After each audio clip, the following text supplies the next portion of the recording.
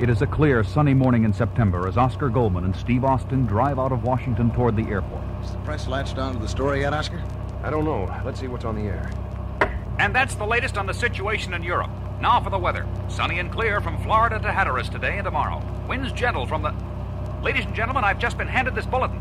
A converted Coast Guard cutter, the Coral Isle, engaged in marine research in the South Atlantic, was reported lost today in the Bermuda Triangle, notorious as the graveyard of ships and planes. Nothing is known of the circumstances under which the vessel sank. There was one survivor, but his condition is so grave that little hope is held out for his recovery. And now, back to the weather and sports. Well, they've got the story all right. What there is of it. Yeah, and I suppose we're going to get the usual load of devil theories and speculation about UFOs that always come up when anyone mentions the Bermuda Triangle. You gotta admit there's something mysterious about this one. The satellite weather pictures showed no clouds over that area in the past couple of days. The weather was perfect, so we know that the Coral Isle wasn't lost in a storm. Well, I'm hoping you'll come up with some answers when you get down to Norfolk and interview the one survivor. Has he said anything yet? Not really. He was picked up in a state of shock 200 miles off the coast by a Coast Guard cutter. He was babbling incoherently all the way back in the helicopter that took him off the cutter. Something about a sea monster. Sea monster? Funny how that story never seems to die. Yeah, there was a report just a few days ago by a couple of kids who claimed they saw one off the Florida coast. I can discount that one, but this man we picked up is a marine biologist, Dr. Niels Holgren. Holgren? I know him. He's a friend of mine. I know that, and that's why I'm sending you down there. Maybe you can get through to him and get a line on this underwater UFO. Later, in a room at the hospital in Norfolk. How's he doing, Doctor? Still in a deep comatose state, Colonel. Comes out of it periodically, but obviously hallucinating. Okay if I stay with him? Of course, I'll check in again in a little while.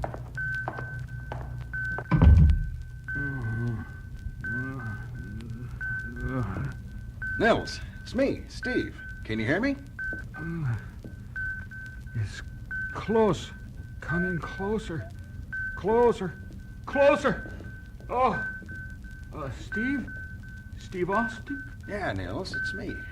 Take it easy now. It's all right. Listen, Steve. It looked like a...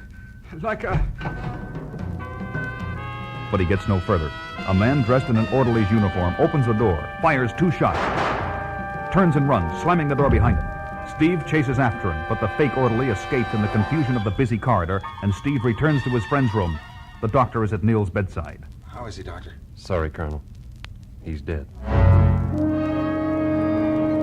Later that day, in a huge cavern hidden in the depths of an isolated island in the center of the Bermuda Triangle, Colonel Gerhard von Krauss surveys the massive array of electronic equipment before him. Finally, I am ready. It is over 30 years since I went into hiding rather than surrender. 30 years of working and planning and struggling. And now, at last... Who is it, Schmidt? It's Walters here, Colonel. He's back from the mainland. Send him up at once. Well, Sergeant? Got him, Colonel. He won't do any talking. And now there are no survivors, no witnesses. Just like it's been with all the other ships and planes that intruded into our domain. Did anyone follow you? There was someone in the room, but I lost him easy. Good. Schmidt, check all missiles and have them in firing position. We begin Operation America in 24 hours. Back in Norfolk, we find Steve and Oscar in the commandant's office in the Navy Yard. I arranged for us to meet here with Captain Billings of Naval Intelligence, Steve, as soon as I got your call from the hospital. Took the first plane I could get. I was there when they brought Dr. Holgren in, Colonel Austin, and heard his delirious talk about the sea monster, and I don't doubt he saw something pretty frightening. I think he was trying to tell me what the thing that sank the Coral Isle looked like, but he never did get the chance. Well, all I can say is that this is the first sea monster I ever heard of that sent men ashore to do its killing. Captain Billings, I've been looking at this map of the area, figuring the drift that carried Nils to the spot where he was picked up. My guess is that the Coral Isle was hit by the monster, or whatever it was, somewhere near this island. That's Ghost Island. Nothing but a huge uninhabited rock in the middle of nowhere. There's nothing there. It's so worthless no government has even bothered claiming sovereignty. Just the same, I'd like to go have a look-see. Do you have any kind of armed ship in the area that might look like another research vessel? We do have an older type cutter about 3 hours sailing time from it.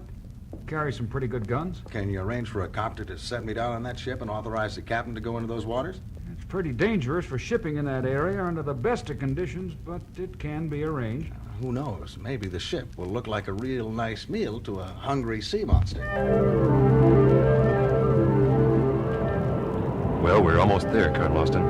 Ghost Island is about 5 miles due east. Pretty rough out here. Does the wind always come up that suddenly, Captain?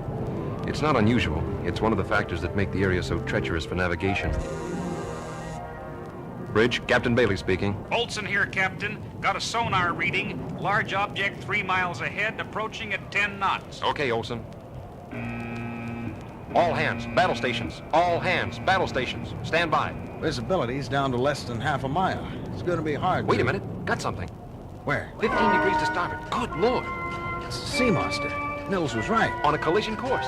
Look at that thing. Must be 80 feet long, and a huge gaping mouth breathing fire. It's big enough to... Well, I'll be. Captain, that so-called monster's got 2 torpedo tubes in its mouth, and here come the torpedoes. Helmsman, hard to port. Engine room, full power. As the cutter takes evasive action, its guns fire and score direct hits on the attacker, while the torpedoes speed harmlessly past. Meanwhile, observing the battle on specially constructed TV screens inside his island fortress, Colonel Krauss is furious. That ship was a decoy, and that means others will come.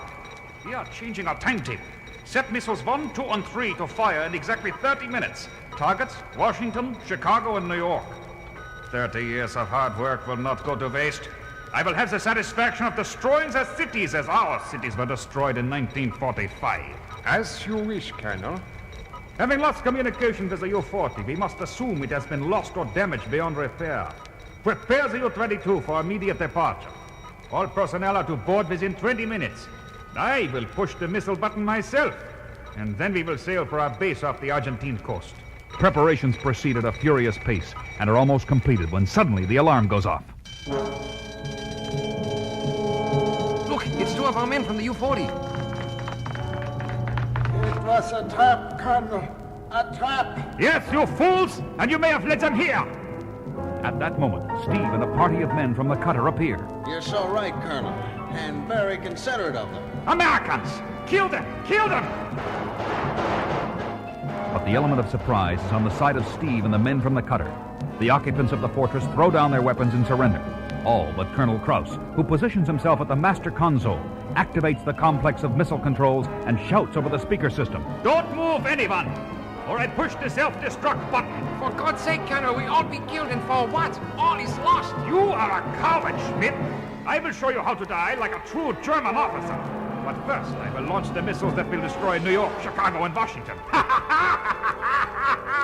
With the lives of all hanging in the balance, he moves his hands toward the death-dealing controls.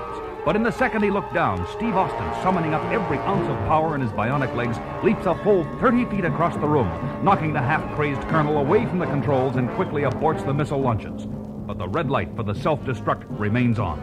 Schmidt, quick. How do you turn this thing off? There is no way. It is different circuit, a different explosive, and irreversible. It will go off in 3 minutes. You fools! You are trapped like rats!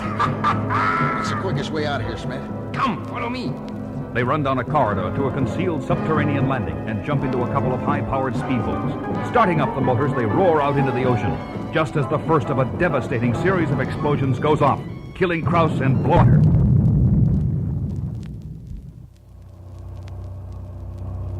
So I thought I'd come down and pick you up at the airport myself before the reporters got at you. I appreciate the service, Oscar. I've been wondering, Steve, why did Krauss bother with that whole monster masquerade? Guess he figured that if any of his shipwreck victims did get away, it'd be better to have the authorities looking for a mythical creature that could be living anywhere under the water, rather than a plain, ordinary, everyday submarine, which would have to have a base somewhere nearby. Shades of Jules Verne and Captain Nemo. Hey, Oscar, I'm hungry. Let's stop at that burger joint up ahead and have something to eat. Okay with me, pal. What'll you have? How about a monster burger, pal?